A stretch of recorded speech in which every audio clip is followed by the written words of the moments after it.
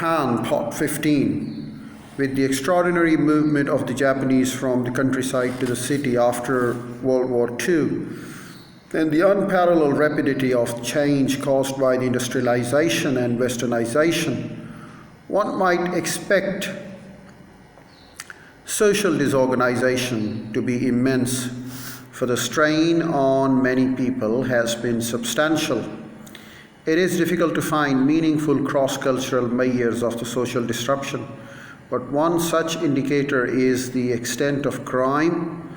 Observers uniformly note that the people walk anywhere in Japan at all hours of the night, fully confident of their personal safety, to an extent that would shock Americans.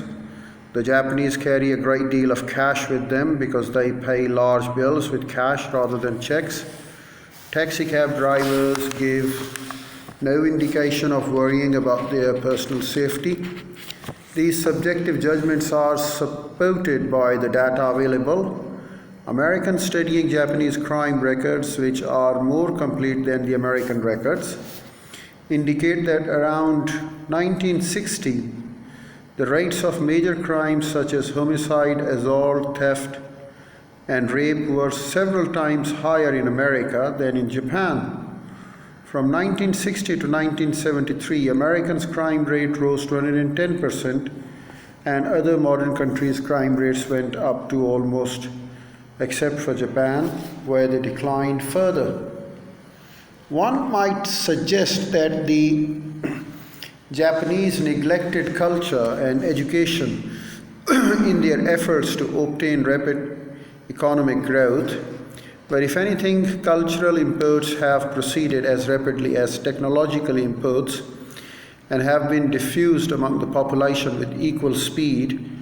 Japan leads the world in percentage of young people who complete high school, and about 90%, although a higher percentage of the Americans enter university, a higher percentage of the Japanese complete university, although the average number of years of formal schooling is very similar in two countries.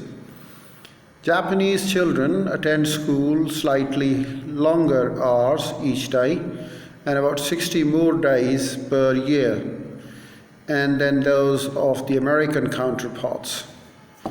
They spend far more time in supplementary educational classes, and most do substantial extra studying in preparation for high school or university entrance examination. Westerners familiar with the Japanese educational system observe that the Japanese students, on the average, are more familiar than most Western students with the world history and current events.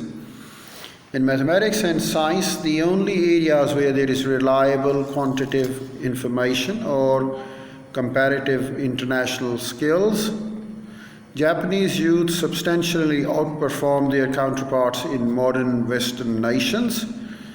The Japan also rank high in the music and artistic capacity and in physical agility. The Japanese young people's knowledge of English far surpasses the American students' knowledge of a foreign language, although their knowledge of the spoken English cannot compare with that of the most Europeans.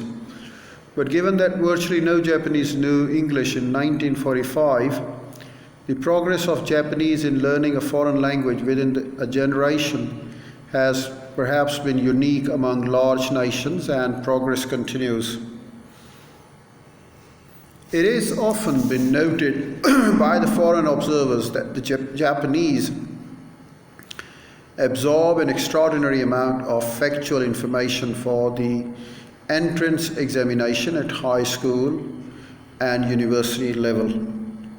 Despite sometimes intense cramming, Japanese adults retain an unusual eagerness for data on topics as diverse as international affairs, politics, history, science, and the arts.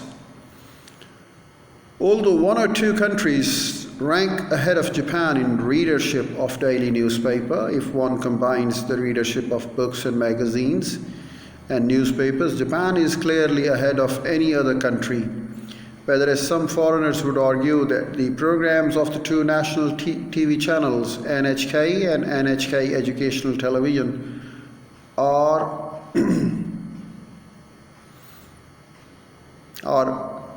qualitatively superior to the public network programs in other countries, and it's difficult to evaluate, but they are in any case outstanding